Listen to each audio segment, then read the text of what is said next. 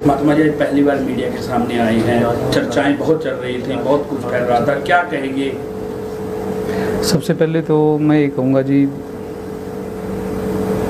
संतों को डेरे के अंदर हमारी परंपरा के अनुसार हम मीडिया में उन चीज़ों में ज़्यादा नहीं आते, इसलिए मीडिया से दूर थे। भाई हमारे जो लोग हैं पॉजिटिव बातें कर रहे हैं, सारी संगत समझेगी इन बातों को। महाराज जी के जाने का दुख तो सबसे ज़्यादा अगर बात की जाए भी सबसे ज़्यादा मेरे को है। मैं 13 साल का था जब मैं उनके साथ रहने लगा।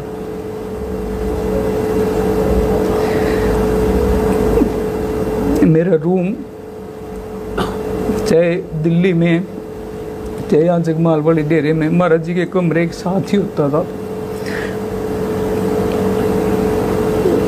आज तक ये कोशिश रही कि महाराज जी को किसी भी प्रकार की कोई भी दिक्कत ना रहे। वो अगर 18 घंटे मेडिटेशन करते थे तो हमारी ये कोशिश रहती थी कि उनको किसी भी तरह का कोई भी उनके दिमाग के ऊपर कोई भी उनके बर्डन ना रहे, वो आराम से अपना सिमरन करते रहें। और डेरे का मैनेजमेंट सारी कमेटी जैसे संभालती थी। आपने देखा होगा पिछले 20 सालों के अंदर डेरा कभी मीडिया में, कभी डेरे के खिलाफ या कभी डेरे के द्वारा किसी के ऊपर FIR नहीं हुई, कभी कोई इस तरह की वो चीज़ें नहीं हुई। पर एक डेरा जो गोरीवाला के अंदर डेरा है, वहाँ उनके जो आगू हैं उन्होंने ये सारी व्यू रचना रची है। और महाराज जी को बदनाम करने के लिए वो महाराज जी को जैसे गद्दी पे बैठे 98 में, वो महाराज जी को मानते ही नहीं थे। जितने दिन वो चंद महात्मा डेरे के अंदर रहा, सॉरी मेरे को माफ़ करना, मीडिया के आगे किसी की बुराई नहीं करनी चाहिए, मैं अब भी बुराई नहीं कर रहा, मालिक की मौज है, जैसा उसका व्यक्तित्व है। पर मैं एक बातें बताना अब ज़रूरी होगा क्योंकि उन्होंने संगत के अंदर बहुत ज़्यादा जहर फैला दिया जी। वो उसने महाराज जी को कभी माना ही नहीं। वो डेरा छोड़ के जितने दिन डेरे के अंदर रहा, उसने जगमाल वाली के लोगों को इकट्ठा करके 1999 2000 के अंदर भी डेरे के अंदर दंगा करवाने की कोशिश की थी। जगमाल वाली के लोग उसने बहका दिए थे। 2-3 ट्रैक्टर ट्रालियां भर के डेरे के लोगों के साथ झगड़ा करने के लिए आ गए थे। इस सब के पीछे वो चंद महात्मा है। मैं फिर माफ़ी मांगता हूँ भी मेरे को उनका नाम नहीं लेना चाहिए, पर अब मजबूरी है। सारी संगत को, सारे डेरे की छवि को उसने बर्बाद कर दिया और सारी संगत के अंदर अशांति फैला रखी है। उसने उस टाइम भी डेरे के अंदर दंगा करवाने की कोशिश की थी। जगमाल वाली के लोगों से पूछ सकते हो भी 1999 2000 के अंदर क्या जगमाल वाली के लोग डेरे के लोगों को कूटने के लिए ट्रालियां भर भर के आए थे या नहीं आए थे? मैं खुद वहां की पंचायत को मिला था, उनके आगे हाथ जोड़े थे और सारे मैटर को सॉर्ट आउट किया था। ये चंद महात्मा ने तो जब महाराज जी गद्दी पे बैठे, एक दिन महाराज जी की बाँह पकड़ के बोला, भाई तो इन बच्चों को साथ लिए फिरता है, तेरे को हुक्म है तो नाम देना, नहीं हमारी बेइज्जती मत करवा देना। वो इस तरह का बिहेव वो महाराज जी के साथ करते थे। उसके बाद वो डेरा छोड़ के चले गए। अगर वो महाराज जी को मानते होते तो महाराज जी के साथ रहते। और भी तो पुराने साधु जगमाल वाली डेरे के अंदर रहे हैं, तो वो महाराज जी को बिल्कुल नहीं मानते थे, महाराज जी के खिलाफ रहते थे। और इसलिए फिर वो डेरे कहीं और डेरे में रहने लगे और अब वो वहाँ गोरीवाला का काम संभाल रहे हैं। महाराज जी हॉस्पिटल में एडमिट थे, उसकी ड्यूटी बनती थी भी संगत के अंदर ये बात बोले भी सारे बैठ के भजन सिमरन करो। उसने उस टाइम भी वीडियो वायरल कर करके किया भी वीरेंद्र को और इसके साथ रहने वाले लोगों की कुटाई करनी चाहिए। ये महाराज जी का इलाज सही से नहीं करते, ये महाराज जी को सिंगापुर नहीं लेके गए, ये महाराज जी को USA नहीं लेके गए। इस तरह की बातें फैला कर उन्होंने लोगों के अंदर एक नेगेटिव माहौल बना दिया। आप महाराज जी के साथ रहे हो और विपक्ष के जो लोग हैं, जो आप कह रहे हो शरारती तत्व है, उनकी ओर से एक आरोप लगाए जा रहे हैं कि फिंगरप्रिंट की अलमारी है। क्या कभी आपने वो अलमारी देखी है? ऐसे है, आप प्रशासन से वो लो क्या नाम है परमिशन, आप अभी चलते हैं और सारी मीडिया साथ चलता है। अभी कहाँ पे कोई ऐसी अलमारी है और वो अभी बैठे बैठे मैं अभी इस चीज़ की आप सब लोगों के सामने वो करता हूँ भी हम सारे साथ चलते हैं। आप में से कोई एक आदमी प्रशासन से बात कर ले, मैं सारी चीज़ें खोल के वो दिखाता हूँ। ये चीज़ें तो दूर की बात है, महाराज जी तो बेड के ऊपर नहीं सोते थे, वो ज़मीन के ऊपर चटाई बिछा के सोते थे जी। तो ऐसी कोई फिंगरप्रिंट्स की अलमारी या लॉकर्स वगैरह कुछ भी नहीं है? आपने कहा था सर ऐसे है भाई, आपको क्या बताऊँ इन बातों के बारे में। ये कोई और फ़कीरी है, ये वो वाली नहीं है। पीछे महाराज जी तो इतने वो थे। महाराज जी का बेटा पिछले 3-4 साल पहले महाराज जी के पास आया।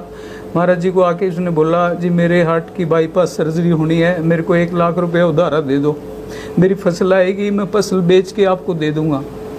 महाराज जी कहते भी ये परमार्थ का पैसा है, यहाँ से मैं 1 लाख रुपया नहीं दे सकता, अब तू किसी रिश्तेदार से किसी और से ले ले। आप देखो महाराज जी के लड़के के पास गाड़ी नहीं है, वो स्कूटर के या बाइक उनके पास है। आप मीडिया वाले उनके घर पे जाके देखो, वो तो किसी को एक परमार्थ का 1 पैसा नहीं देते थे।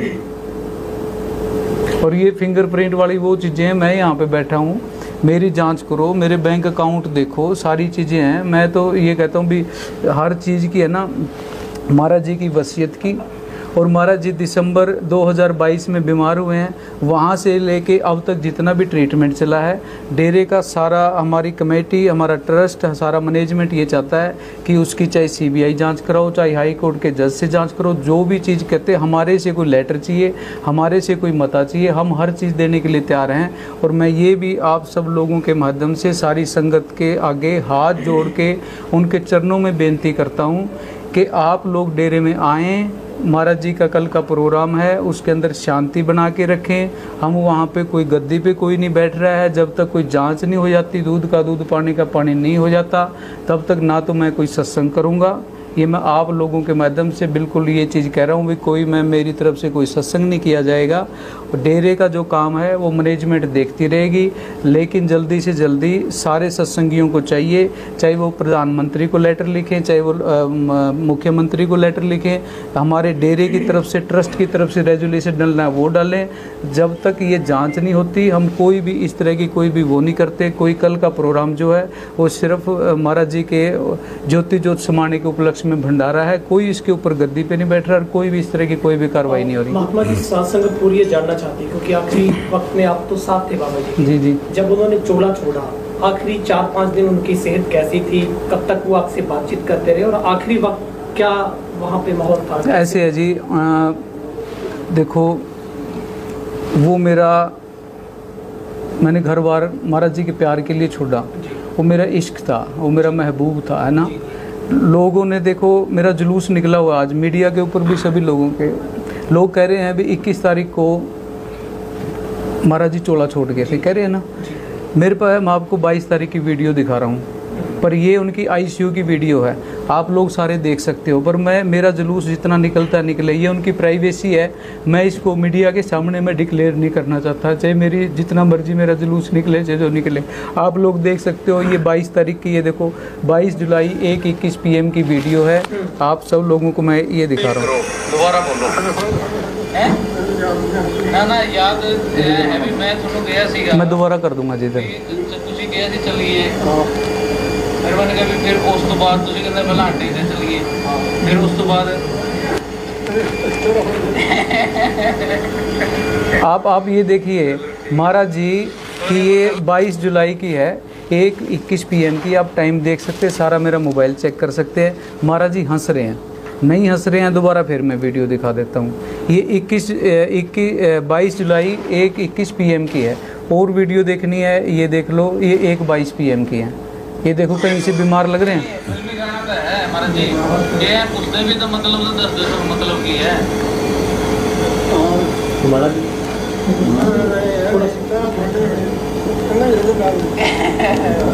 हंस रहे हैं बिल्कुल, है ना। अब आप सारे ये देख सकते हो, पर मैं मीडिया के अंदर ये चीज़ें नहीं डालना नहीं चाहता। मैंने कहा महाराज जी की पर्सनल वो है, आप उनकी प्राइवेसी भी होती है जी, ICU की वो चीज़ें कैसे डाल दें, ठीक है। और कोई वीडियो देखनी है, एक मिनट में रुकता हूँ। ये मेरे पास सारी महाराज जी की वीडियो हैं। ये महाराज जी जो मैनेजर साहब जी थे, उनके बड़े बेटे महेंद्र सिंह जी, उन्होंने 21 जुलाई को 20 जुलाई को मिल के आए हैं, 21 जुलाई को वीडियो जारी किया है। ये बोला, ठीक है। अब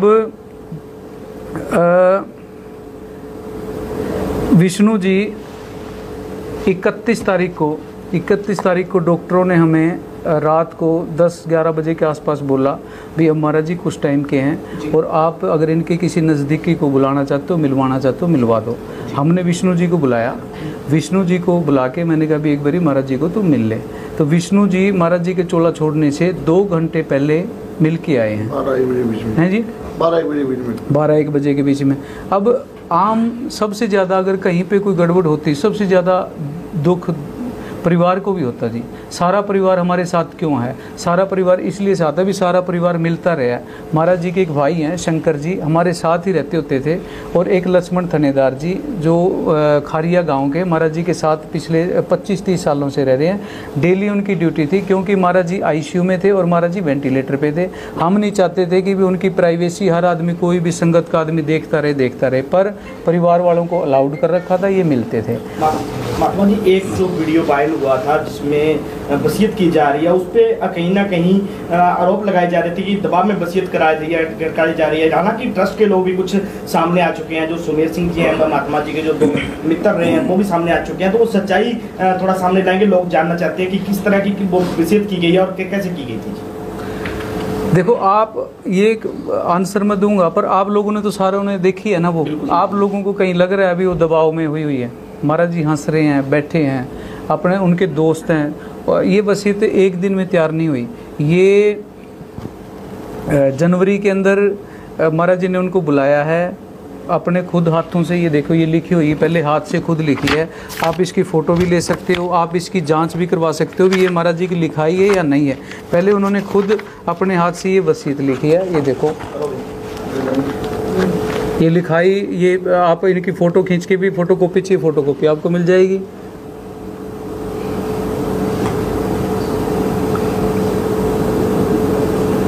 ये उन्होंने है ना हाथ से लिखी है जी। हाथ से लिखने के बाद ये 1 पेज, 2 पेज, 3 ये पेज, तारीख 1/1/2023 को, ठीक है जी, अपने हाथ से लिखी। अपने हाथ से लिखने के बाद सुमेर लाल जी, उनकी बेटी है, एक उनकी बेटी एडिशनल सेशन जज लुधियाना के अंदर है, तो उनको बुलाया, हमारे ट्रस्टी को बुलाया, एक सौरव मल्होत्रा दिल्ली का एडवोकेट सत्संगी है, उसको बुलाया, उनको ये डायरी दी भी ये वसीयत तैयार कर दो। उसके बाद वसीयत तैयार करके लेके आए और उन्होंने सारों ने साइन की। साइन करने के बाद ये वो लड़का लेके नहीं आ गया, देना फिर वैसे दे देना, छोड़ना।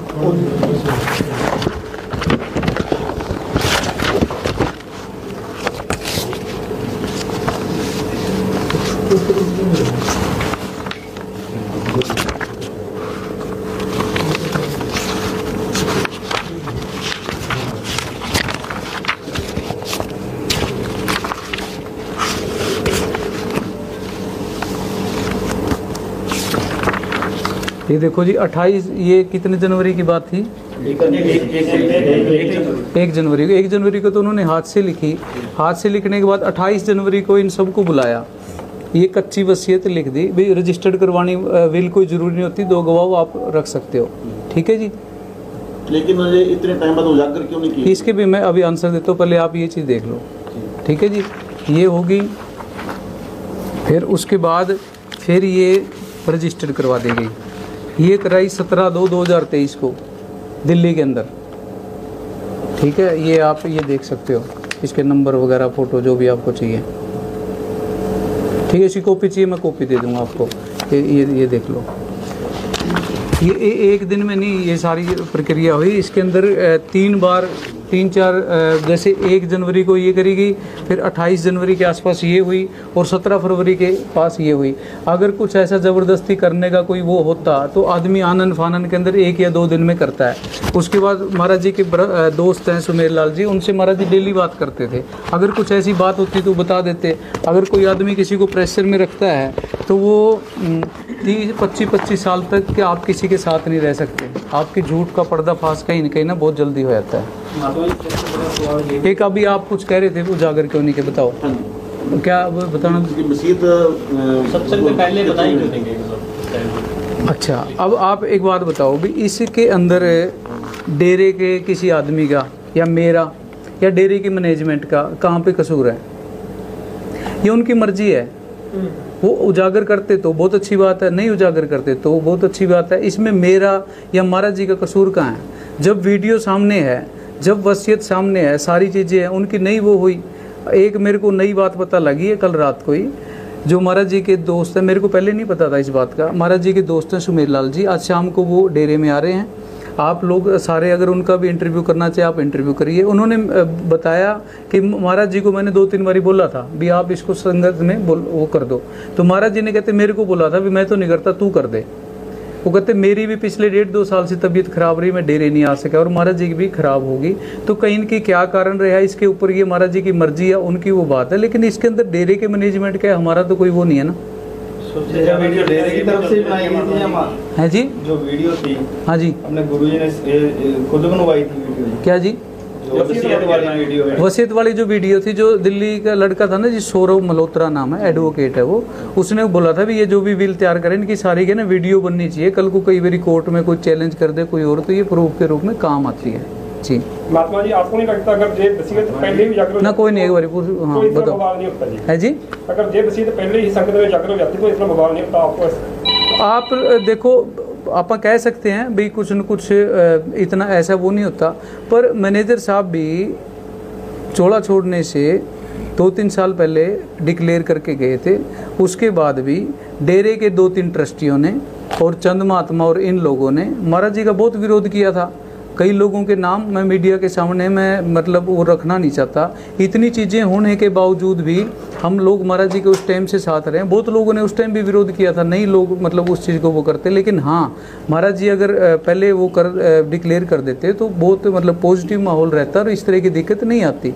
लेकिन उसके अंदर आप ये बात बताओ जी, जब मान लिया कोई आदमी चालाकी कर रहा है, चालाकी से वसीयत करवा रहा है, प्रेशर से वसीयत करवा रहा है, इतने दिमाग को यूज कर रहा है, तो कहीं ना कहीं वो अनाउंसमेंट भी करवाएगा। मैंने तो कभी नहीं सोचा, मैं महाराज जी को कैसे कह सकता था कि भाई आप लोग अनाउंस करो या आप लोगों के सामने इस चीज़ को, मैंने कभी सोचा ही नहीं।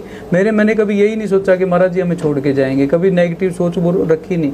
हॉस्पिटल के अंदर ICU के अंदर थे उस टाइम तक भी हम ये सोच रहे थे कि नहीं महाराज जी ठीक हो जाएंगे, ठीक हो जाएंगे।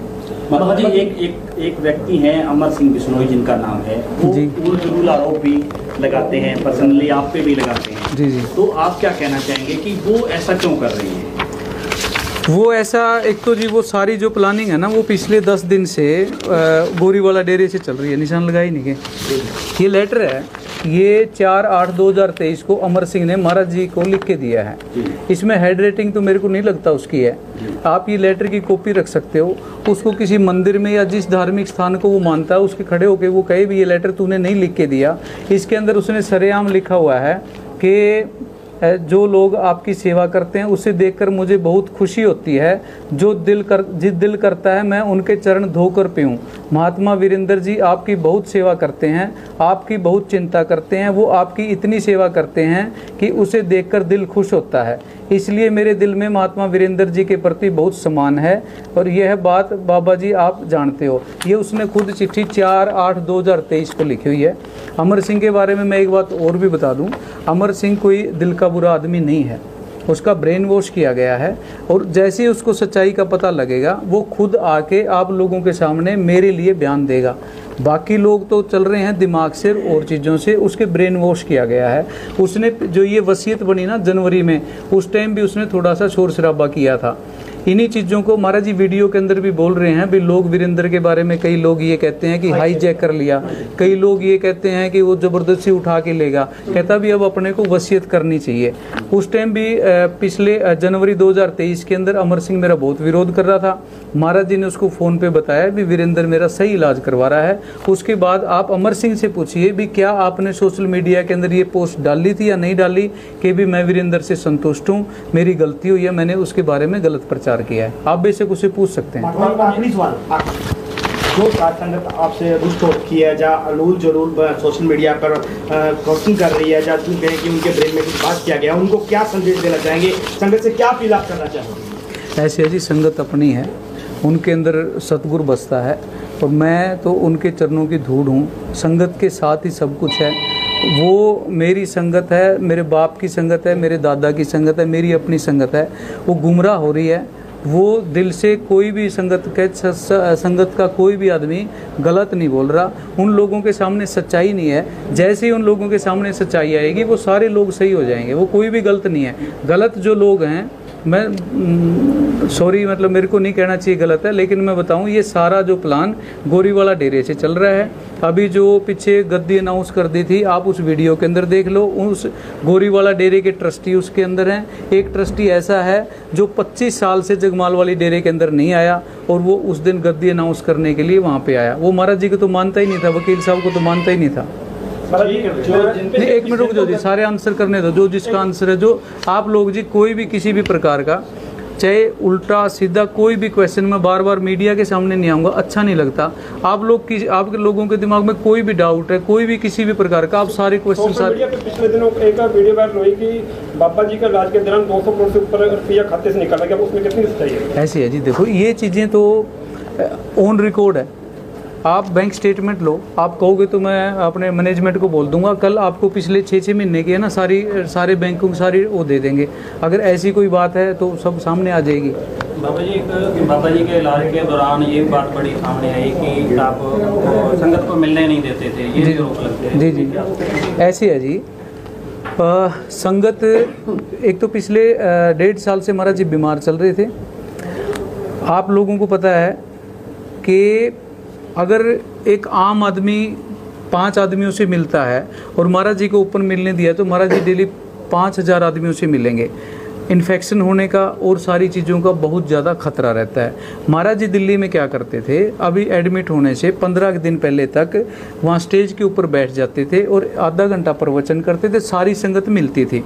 किसी के दिमाग में कोई भी डाउट हो तो दूरी इतनी रहती थी, जैसे मैं यहाँ पे बैठा हूँ और यहाँ से 15 फुट दूरी पे संगत होती थी, तो एक एक आदमी को बिल्कुल क्लोज नहीं मिलवाया जा सकता। वो डॉक्टरों ने मना किया हुआ था। मैं यही बात फिर कह रहा हूँ भी, मेरी ये बात ऑन रिकॉर्ड है भी, डॉक्टर इस चीज़ की CBI या जो भी जांच करवानी वो करवाइए, तो ये पता लग जाएगा भी वीरेंद्र मिलने क्यों नहीं दे रहा था। अभी ऐसी क्या क्या महाराज जी को तकलीफ थी भी महाराज जी को मिलने से तकलीफ हो सकती थी।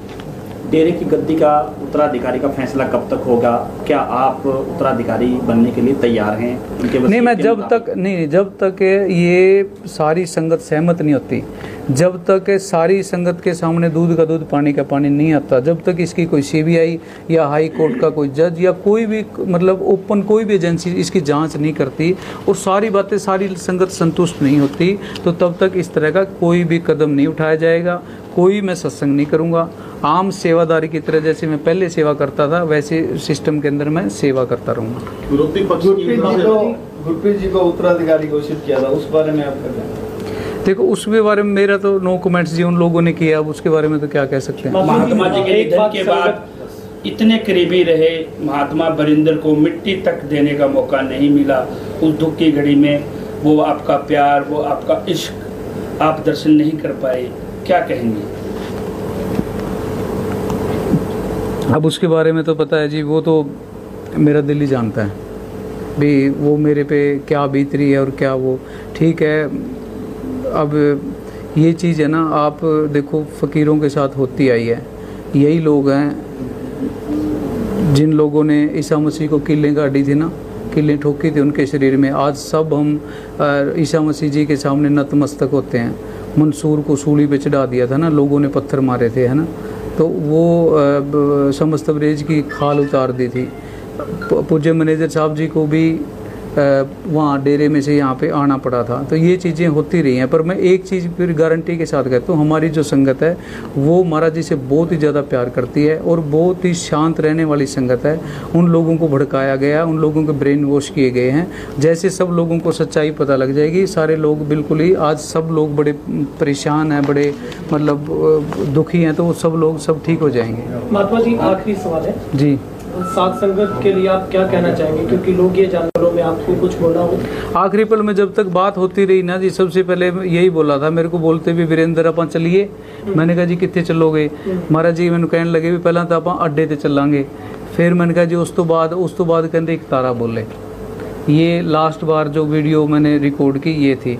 उसके बाद महाराज जी वेंटिलेटर पे चले गए थे, फिर जो भी हम इलाज कर रहे थे वो करते रहे। एक मैं और भी आप लोगों को बताना चाहता हूँ, कई लोग ये कहते हैं कि महाराज जी का इलाज विदेश में क्यों नहीं करवाया गया, USA क्यों नहीं लेके गए। एक तो USA के अंदर जितने भी डॉक्टर थे और यहाँ एम्स के डॉक्टर अतुल शर्मा है, एम्स का वो एक डिपार्टमेंट का हेड रहा हुआ है। डॉक्टर रणदीप गुलेरिया डायरेक्टर रहा हुआ है एम्स का, उसका ब्रदर संदीप गुलेरिया है। ये 5-6 एक बहुत सीनियर डॉक्टरों की एक टीम थी जो महाराज जी का इलाज करती थी। ऐसे नहीं है भी कोई भी कुछ ऐसा वो जो ये इल्ज़ाम लगा रहे हैं कि महाराज जी का इलाज यूएसए में क्यों नहीं करवाया गया, गोरीवाला डेरे के आगू हैं। मैं उन लोगों से भी पूछना चाहता हूं कि वहां के जो हमारे पूज्य रघुवीर जी थे वो भी बीमार हुए थे और वो उनका इलाज बाहर क्यों नहीं करवाया गया, उनका इलाज यहाँ पे क्यों है। मैं चाहता हूँ भी सारी संगत के सामने इस बात का वो आंसर दें कि रघुवीर जी का इलाज यूएसए, यूके, सिंगापुर क्यों नहीं करवाया गया। मैं ये भी उन लोगों से पूछना चाहता हूँ जो महाराज जी के ऊपर क्वेश्चन कर रहे हैं कि पूज्य रघुवीर जी किसी के नाम वसीयत नहीं करके गए। महाराज जी चलो वसीयत तो करके गए हैं, वो वसीयत भी नहीं करके गए, तो इस बात का भी वो आंसर दें भी रघुवीर जी वो क्यों नहीं करके गए। जी इतनी लाखों की संगत, आखिरी मैसेज आप क्या देना चाहते हैं ताकि लोग संयम से रहें? ऐसे है जी, महाराज जी से ऊपर मेरे लिए कुछ भी नहीं है। मैं आप लोग ये कहते हैं ना कि भी यूएसए क्यों नहीं लेके गए। इंडिया ने चाइना के वीज़े बंद कर रखे हैं, चाइना का कोई भी आदमी इंडिया में नहीं आ सकता। एक डॉक्टर है हमारी वहाँ पे संगत है, उन्होंने बोला भी एक आयुर्वेद का डॉक्टर है, महाराज जी का इलाज कर सकता है, आप उसको यहाँ पे बुलाओ। हम पिछले 2 महीने से उस प्रयास में लगे हुए हैं। ये हमने खट्टर साहब को लेटर लिखा हुआ है, ये देखो भाई उस डॉक्टर को यहाँ पे बुलाया जाए, आप विदेश मंत्री से बात कीजिए। ये लेटर जुलाई 7 का है, आप ये देख सकते हो, ऑन रिकॉर्ड उनके पास गया हुआ है, वहाँ से आप पता कर सकते हो, उनके ऑफिस के अंदर है। ये जुलाई 7 का लेटर है, ये एक विदेश मंत्री को लिखा हुआ है। मेरे मोबाइल के अंदर मैसेज आया हुआ है कि आपकी बात बीजिंग एम्बेसी के अंदर पहुंच गई है और आप वीज़ा अप्लाई कर दीजिए। ये मेरी वहाँ पे एक विदेश मंत्रालय में हमारा सत्संगी है, उसके साथ 28 जुलाई की बात है। आप चैट की कॉपी को मैं आपको कॉपी भी दे सकता हूँ। उसने वहाँ पे बीजिंग एम्बेसी के अंदर कॉल किया है, मैसेज किए हैं और उनका मेरे पास वो आया हुआ है। महाराज जी को यूएसए लेके जाना तो एक बहुत ही छोटी सी बात है। सबसे बड़ी बात है भी चाइना के वीज़े बंद हैं, चाइना इंडिया का दुश्मन देश है, आपस में उनकी नहीं बन रही। उसके बावजूद भी हमने गवर्नमेंट को रिक्वेस्ट करके भी एक आदमी को वीज़ा दो, मतलब इतने वहाँ तक हमने प्रयास किए हुए हैं।